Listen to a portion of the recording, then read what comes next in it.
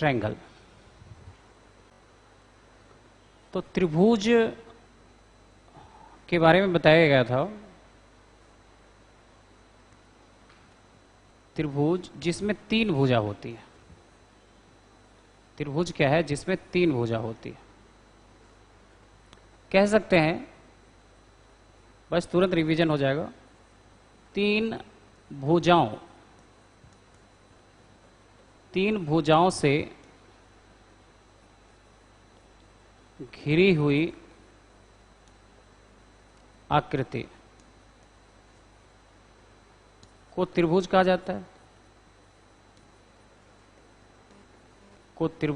जाता है।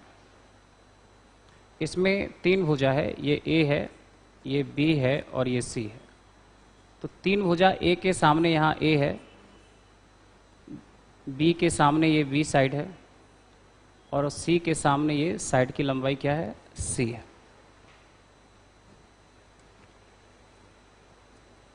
क्लियर है?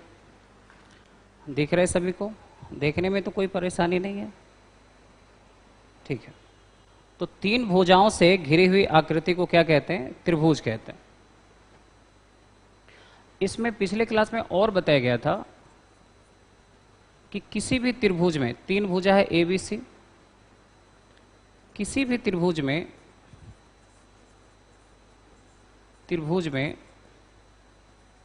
दो भुजाओं का योग तीसरी भुजा से बड़ी होती है। दो भुजाओं का योग तीसरी भुजा से बड़ी होती है। इस चीज को एकदम आराम से समझिए। बहुत ही ट्रायंगल का बेसिक कंसेप्ट है, आपको पता भी होगा, लेकिन आप देखिए, दो भुजाओं का योग तीसरी से बड़ी होती है। इसमें दो भुजा कोई भी ले लो, तो ए प्लस बी जो है वो बड़ी होगी सी से, बी प्लस सी लेते हैं तो बड़ी होगी ए से, और ए प्लस सी लेते हैं तो बड़ी होगी वो किससे? बी से। किसी भी त्रिभुज में, किसी भी त्रिभुज में दो भुजाओं का अंतर तीसरी भुजा से छोटी होती है। तीसरी भुजा से छोटी होती है। दो भुजा का योगफल तीसरी से बड़ी होगी, लेकिन दो भुजा का अंतर तीसरी से छोटी होती है। इसके लिए यहां हम लिख देते हैं A minus C less than B, B minus C less than A, और A minus B less than C. त्रिभुज में दो भुजा को जब जोड़ते हैं तो इस पर क्वेश्चन भी आगे मिलेगा। अभी ये बेसिक कंसेप्ट है, इसको समझिए, थोड़ा रिवीजन हो जाएगा, ठीक है। किसी भी त्रिभुज में दो भुजा का योग तीसरी से बड़ी होती है। जैसे कि अगर आप ए और बी को जोड़ेंगे सी से बड़ी, ए सी को जोड़ेंगे बी से बड़ी, कुछ इस तरह से। और ए सी का अंतर अगर होगा, ए सी का अंतर बी से छोटी और सी बी का अंतर ए से छोटी, ये होता है किसी भी त्रिभुज में। इसका और कंसेप्ट बताया गया था, इसको आगे हम समझते हैं कि किसी भी त्रिभुज में, नेक्स्ट कंसेप्ट, किसी भी त्रिभुज में तीन शीर्ष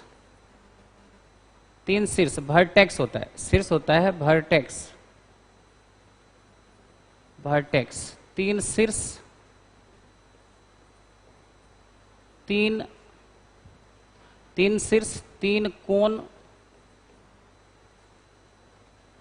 कोण और तीन भुजा तो पहले ही लिख दिए, ठीक है। तीन शीर्ष तीन कोण होता है, तीन शीर्ष तीन कोण होता है किसी भी त्रिभुज में। शीर्ष बोलते हैं इसको, अगर ये त्रिभुज है, ये ट्रायंगल है, तो ये जो जहां पर दो लाइनें जाकर मिलती है उसको वर्टेक्स बोलते हैं। ये तो ये हो गया शीर्ष, इसको बोलते हैं शीर्ष। और ये एंगल हो गया अंदर में, जो कि कुछ भी मान लो ए, ये एंगल बी है और ये एंगल सी है। तो किसी भी त्रिभुज में 3 शीर्ष होता है और 3 कोण होता है। क्लियर है? किसी भी त्रिभुज में, किसी भी त्रिभुज में आंतरिक कोणों का योग, कोणों का योग 180 डिग्री होता है। किसी भी त्रिभुज में आंतरिक कोणों का योगफल 180 होता है। कोण ए प्लस कोण बी प्लस कोण सी, कोण ए प्लस कोण बी प्लस कोण सी बराबर कितना होगा? 180 डिग्री। तीनों कोणों को जोड़ेंगे तो कितना हो जाएगा? 180 डिग्री। आगे बढ़े क्या? ठीक है, तो आप ये देख रहे हैं, नेक्स्ट कंसेप्ट की ओर आते हैं। ठीक है, नेक्स्ट कंसेप्ट इसमें देखेंगे कि आप सभी लोग समझ रहे हैं?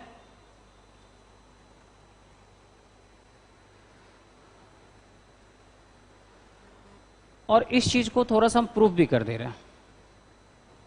इस चीज को प्रूफ कैसे करेंगे समझिएगा। यहां पे लिखा है किसी भी त्रिभुज में 3 आंतरिक कोणों का योगफल 180 डिग्री। इसको प्रूफ कैसे करेंगे समझिए। जैसे ये त्रिभुज है, त्रिभुज है ना, 2 समानांतर रेखा के बीच की, ये बीच में बनी हुई है। 2 समानांतर रेखा के बीच में बनी हुई है, मतलब ये रेखा और ये रेखा दोनों क्या है? समानांतर। इस रेखा की ये समानांतर रेखा, और ये एंगल क्या है? ए, और ये है बी, और ये क्या है? सी। क्लियर है? A B C. अच्छा बताओ, अगर ये तिर्यक रेखा है, ये इसको आगे बढ़ा देते हैं और ये आगे बढ़ गया ऐसे। अगर ये तिर्यक रेखा है और ये दोनों समानांतर रेखा है, समानांतर है, ये और ये समानांतर है और ये तिर्यक रेखा है। अगर ये तिर्यक रेखा है तो इसके दोनों के बीच ये एंगल बी है, तो फिर ये भी एंगल क्या होगा? बी होगा, एकांतर से। अगर ये एंगल बी तो ये एंगल बी, अगर ये एंगल सी है तो ये एंगल क्या होगा? सी होगा। तो एक ही लाइन पर सभी कोणों का योग कितना होता है? 180 डिग्री। तो यहां पर क्या आप नहीं लिख सकते कोण ए प्लस कोण बी प्लस कोण सी बराबर कितना? 180 डिग्री। तो ये 180 डिग्री क्या हुआ? प्रूफ हो गया। किसी भी त्रिभुज में तीनों कोणों का योग 180 डिग्री होता है, ये आपका प्रूफ हो गया। तो एक ये पॉइंट बना, ये क्लियर है? इसमें देखिएगा, तो ये तीनों कोणों का योग 180 डिग्री हो गया। इसमें और समझते हैं कि किसी भी त्रिभुज में, किसी भी त्रिभुज में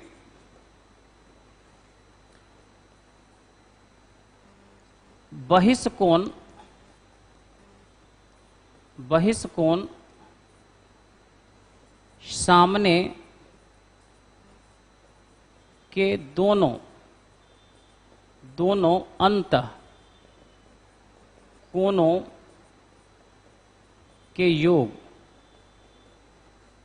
के बराबर होता है। किसी भी त्रिभुज में बहिष्ठ कोण का योग सामने के दोनों अंतः कोणों के योग के बराबर होता है। जैसे ये त्रिभुज लेते हैं और इस त्रिभुज में ये मान लो कि एक बहिष्ठ कोण है, ये एंगल ए है, ये एंगल बी है और ये एंगल आपका सी है, और बढ़ा है कहाँ तक? डी तक। दिख रहा है सब उसको? A B C D. तो ये ए है, ये बी है, ये सी है।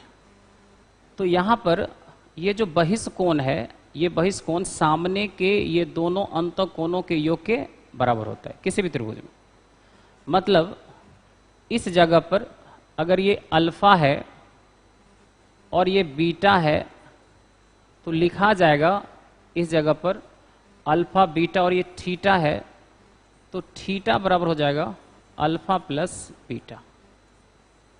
क्लियर है? थीटा बराबर लिख सकते हैं अल्फा प्लस बीटा।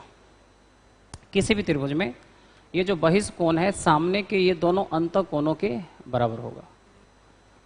अगर ये थीटा है तो ये दोनों का योगफल हो जाएगा 180।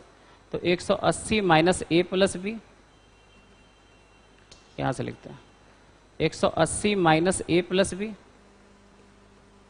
प्लस, और ये निकल जाएगा थीटा, और दोनों को जोड़ के कितना 180। यहां तक सही है।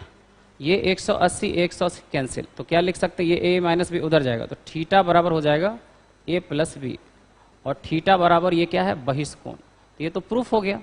और ए प्लस बी का वैल्यू यहाँ पर क्या है अल्फा प्लस बीटा, तो थीटा बराबर अल्फा प्लस बीटा, ये क्या हो गया आपका प्रूफ। फिर से बोल दे रहे हैं, तीनों कोणों का योग 180, तो ये कोण हो जाएगा 180 माइनस ए प्लस बी, और ये कोण तो थीटा माने, ये दोनों कोण को अगर आप जोड़ते हैं तो 180 के बराबर, 180 180 कैंसिल, थीटा बराबर ए प्लस बी का मतलब है कि ये जो थीटा है ए प्लस बी का मतलब है कि थीटा बराबर अल्फा प्लस बीटा। ये आपका प्रूफ होता है कि किसी भी त्रिभुज में बहिष्कोणों का योग कितना होता है, बहिष्कोण बराबर सामने के दो अंत कोणों के योग के बराबर। ये क्लियर है सबका। नेक्स्ट पॉइंट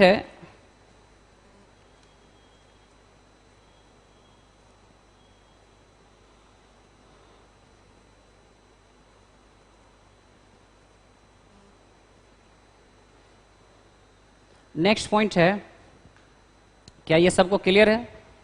क्लियर है तो यस लिखकर भेज दीजिए। सबका क्लियर है तो यस लिख करके भेज दिया करिए, ठीक है।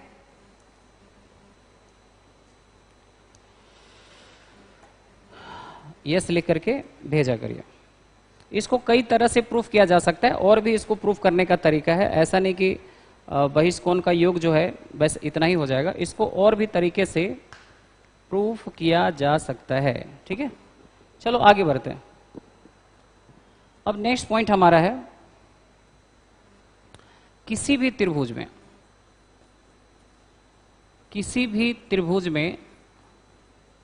सभी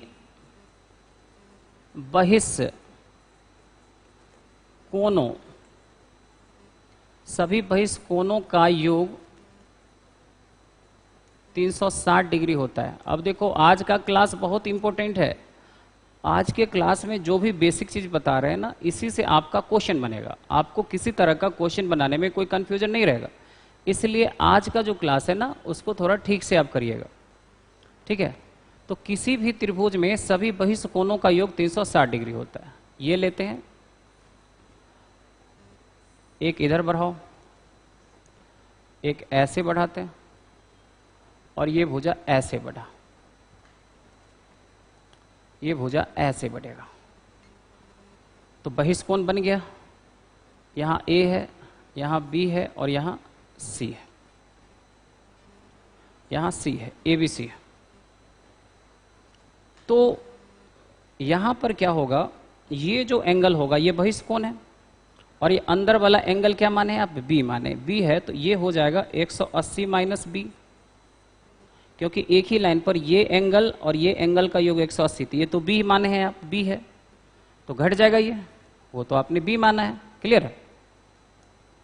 और ये जो एंगल होगा वो 180 माइनस सी मान लेते हैं, सी अंदर में है, और ये एंगल हो जाएगा 180 माइनस अंदर में क्या है ए, 180 माइनस ए हो जाएगा, 180 माइनस ए। यहां तक सही है। तो यहां पर तीनों बहिष्कोण को हम जोड़ते हैं, और देखिए तीनों बहिष्कोण को जोड़ करके क्या आ रहा है। तीनों बहिष्कोण को अगर आप जोड़ेंगे तो जोड़िए सबको हो क्या रहा है। यहां तक ये सही है। एक बात और है यहां पर, इस जगह पर, कि ये जो 180 माइनस सी लिखा हुआ ये किसके बराबर होगा। एक तो ये लिख सकते हैं, और यहां पर वह जो लिखा हुआ है ये सामने के दोनों अंतों कोणों के योग के बराबर है। यहां तक क्लियर है सबका।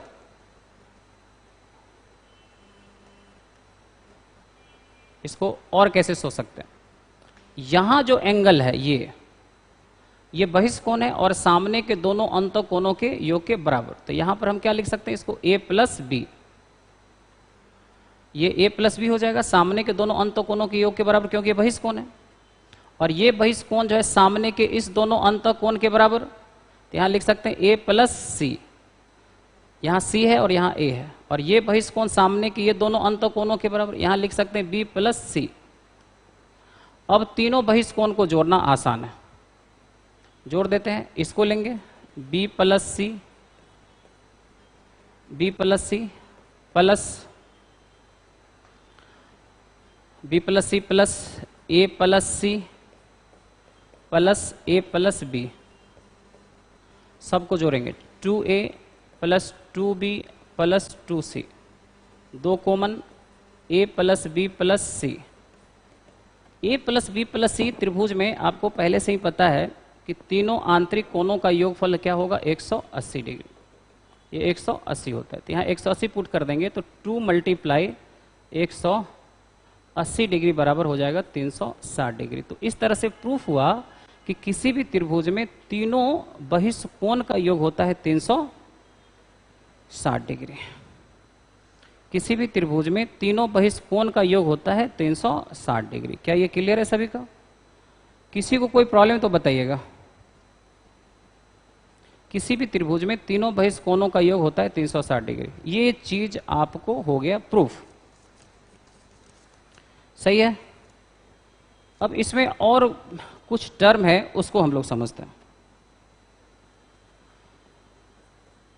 एक टर्म है माध्यिका, माध्यिका मीडियन, माध्यिका, ये ट्रायंगल है, ये एक त्रिभुज है, त्रिभुज ए बी सी, और माध्यिका, इसकी जो माध्यिका है, इसकी जो माध्यिका है वो यहां से लिया और इसके बीच जस्ट मिडिल पॉइंट को मिला दिया, ये डी हो गया। ये दोनों आपस में क्या है, बराबर। यहां पर अपने मन से 90 आप मत समझ लीजिएगा, ये ऊंचाई नहीं है, हो भी सकता है, लेकिन ये नहीं कह सकते कि माध्यिका ऊंचाई है। किस केस में होगा आगे समझाएंगे। लेकिन माध्यिका क्या है वो बता रहे हैं, किसी भी त्रिभुज के शीर्ष से सामने वाले भुजा के मिडिल पॉइंट को मिलाने वाली रेखा, किसी भी त्रिभुज के शीर्ष से सामने वाली भुजा के मध्य बिंदु को मिलाने वाली रेखा माध्यिका कहलाती है। किसी भी त्रिभुज के शीर्ष से सामने वाली भुजा के मध्य बिंदु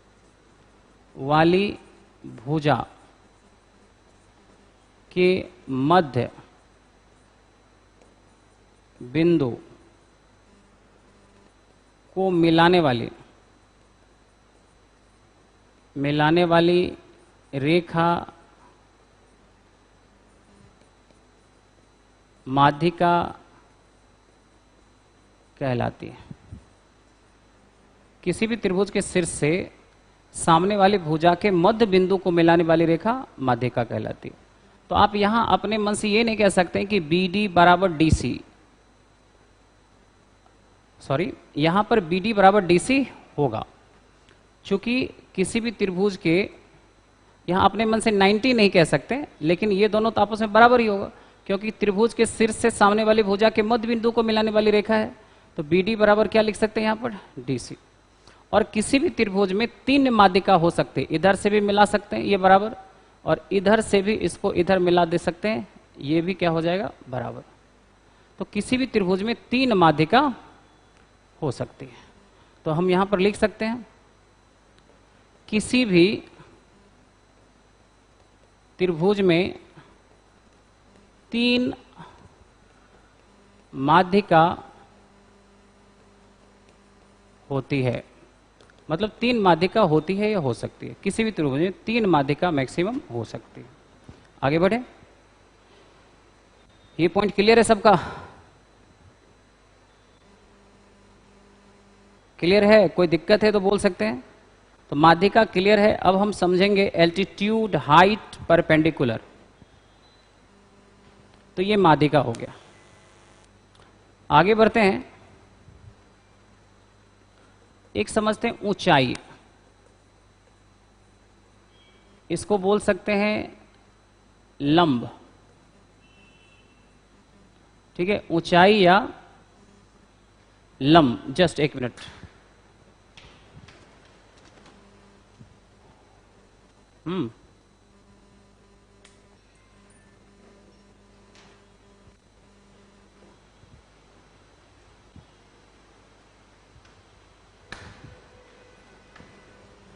ऊंचाई या लंब इसको बोल सकते हैं। इसे बोलते हैं एल्टीट्यूड, ऊंचाई, हाइट, हाइट, एल्टीट्यूड, ठीक है। परपेंडिकुलर, परपेंडिकुलर इसे कह सकते हैं। तो ये है क्या, ऊंचाई किसको कहेंगे? ये त्रिभुज है, ये वर्टेक्स ए है, वर्टेक्स बी, वर्टेक्स सी। यहां से अगर इस पर सीधा लंब डाल देंगे और ये 90 डिग्री होगा, तो किसी भी त्रिभुज के शीर्ष से सामने वाली भुजा पर, सामने वाली भुजा पर इस तरह से रेखा खींची जाए कि 90 डिग्री का कोण बनाए, तो उसे क्या कहते हैं? शीर्ष लंब, हाइट, ये सब कहते हैं। तो ये है, इसी को कह सकते हैं तीनों में कुछ भी, ऊंचाई, लंब, ये सब। तो इसे है, इसे कहते हैं किसी भी त्रिभुज के शीर्ष से सामने वाली भुजा पर जब लंब डाला जाता है तब वह ऊंचाई होता है, तब वह ऊंचाई होता है। सामने वाली भुजा पे लंब डाला जाएगा तब ऊंचाई होगा। और अगर ये लंब डाल दिया गया तो ये दोनों इक्वल हो, ये जरूरी नहीं है। समबाहु, समद्विबाहु के केस में होगा, आगे समझेंगे। लेकिन अपने मन से ये दोनों अभी इक्वल आप नहीं कर सकते, ठीक है। तो आप ऊंचाई समझ गए, ऊंचाई क्लियर है सबका?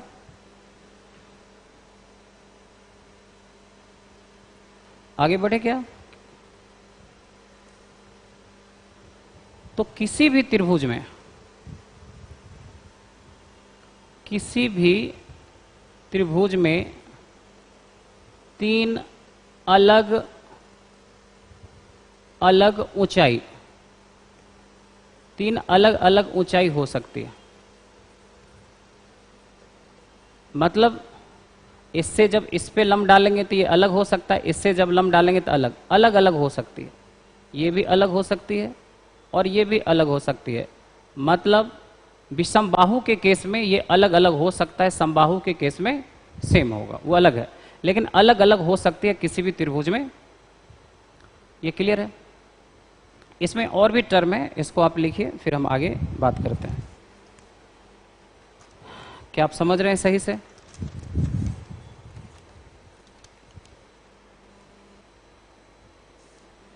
ये सब टर्म है जो आगे पूरा यूज होना है, तो ये सब आपका कंसेप्ट क्लियर होना चाहिए। अगर क्लियर नहीं रहेगा ना तो फिर तो दिक्कत ही दिक्कत है। तो हम आगे समझते हैं।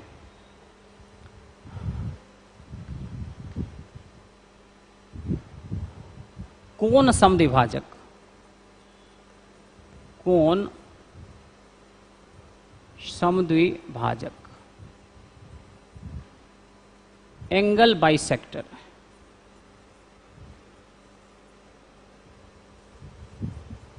एंगल बाइसेक्टर ये क्या होता है इसको समझो। कोण समद्विभाजक, ये त्रिभुज है और यहां से एक रेखा खींची गई है, ये ए है, ये बी है, ये सी है। यहां से एक रेखा खींची गई है। ये जो एंगल है ये θ/2 और ये भी एंगल θ/2, क्योंकि पूरा थीटा है। किसी भी त्रिभुज के शीर्ष से एक ऐसी रेखा खींची जाए जो उस कोण को दो बराबर भाग में बांटे, तो इसे क्या कहते हैं? इसे कहते हैं कोण समद्विभाजक रेखा।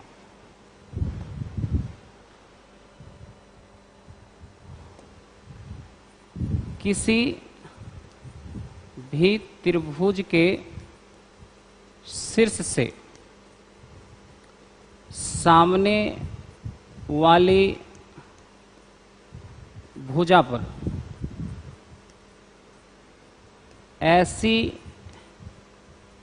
रेखा खींची जाए जो शीर्ष कोण को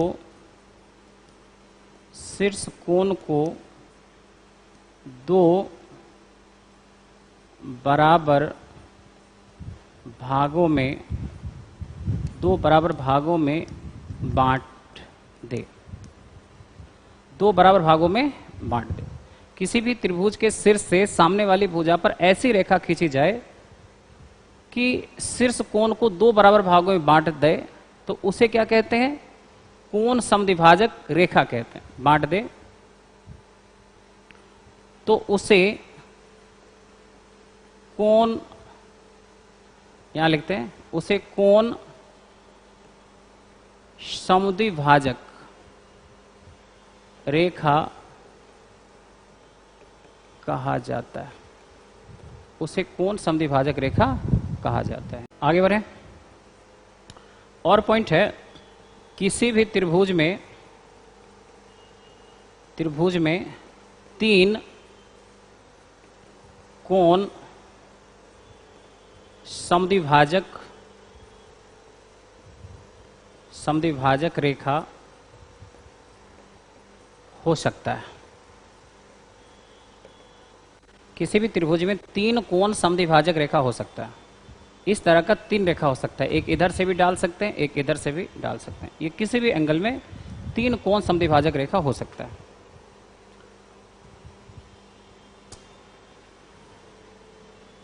ये क्लियर है। अब आगे समझते हैं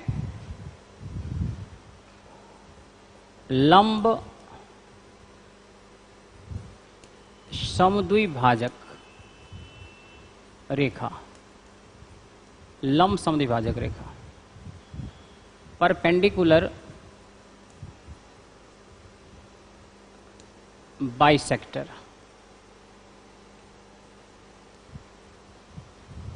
परपेंडिकुलर बाइसेक्टर, जैसे ये त्रिभुज है और इस त्रिभुज में यहां एक ऐसी रेखा खींची जाए जो 90 डिग्री हो और इसको दो बराबर भाग में बांटे। इसको आप बढ़ा दीजिए आगे, ये 90 डिग्री पर खींची जाए। तो किसी भी त्रिभुज के भुजा के मध्य बिंदु पर जब 90 डिग्री का रेखा खींची जाए, 90 डिग्री पर, किसी भी त्रिभुज के भुजा के मध्य बिंदु पर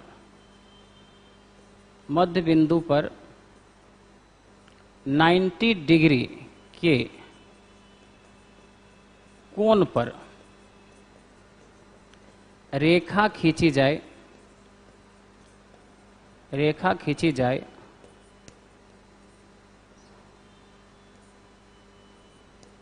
तो उसे लंब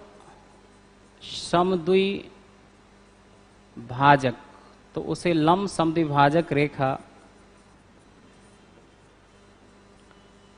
कहा जाता है। 90 डिग्री पर रेखा खींची जाए तब ये, और दोनों को बराबर भाग में बांटे। अगर ये A है, ये B है और ये C है, और ये 90 पर खींची जाए और ये D है।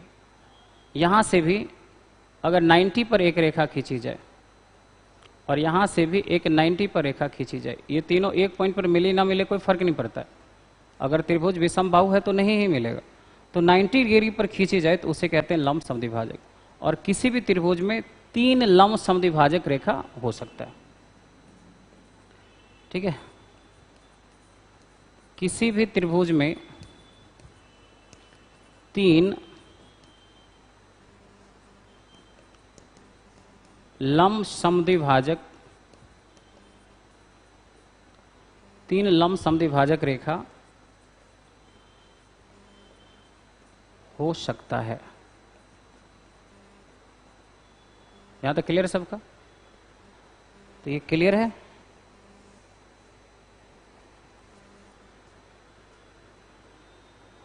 तो यहाँ पर ये सी हम लिए है ना, तो हो जाएगा बी डी बराबर डी सी। क्लियर? तो पेन आप लोग चला रहे हैं कि देख रहे हैं?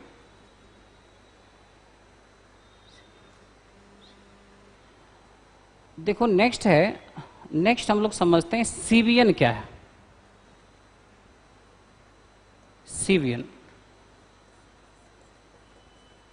सीवीएन CEVIAN। तो सीवीएन को हिंदी में भी सीवीएन ही कहते हैं, ठीक है? तो इसमें हिंदी नहीं है, सीवीएन। एक त्रिभुज बनाते हैं,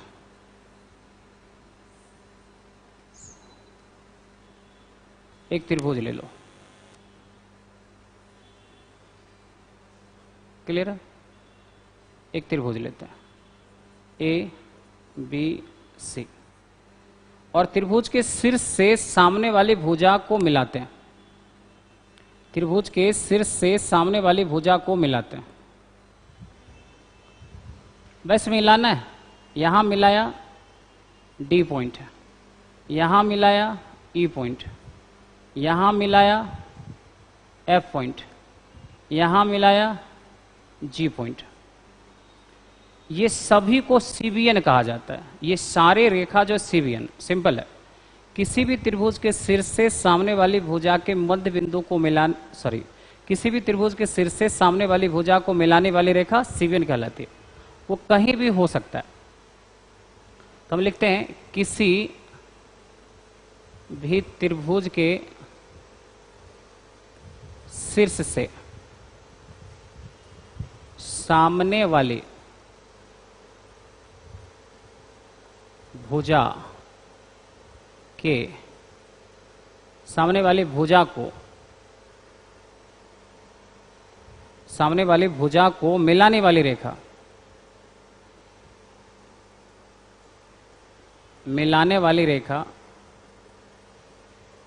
रेखा सीवीएन कहलाती है। सीवीएन कहलाती है। किसी भी त्रिभुज के शीर्ष से सामने वाली भुजा को मिलाने वाली रेखा सीवीएन कहलाती है। अब यहां पर सीवीएन क्या है? सीवीएन है AD, AE,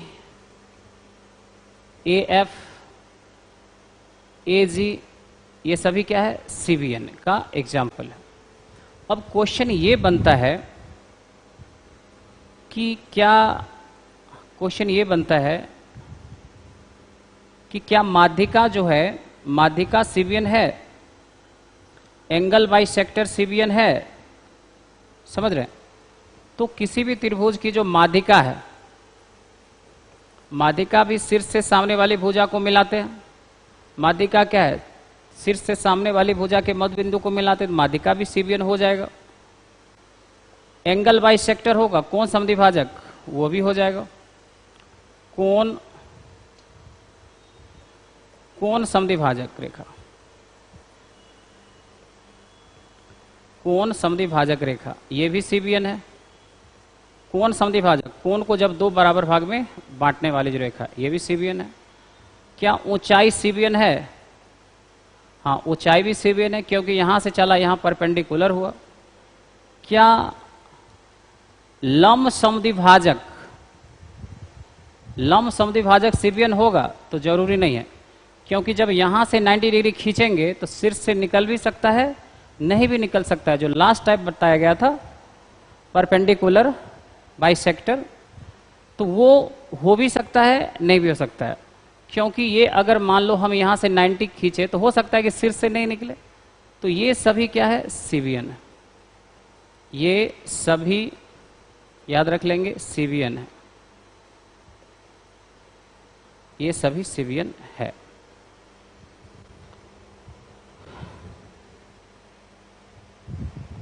थोड़ा बड़ा लिखना है, ठीक है, बड़ा लिख देंगे।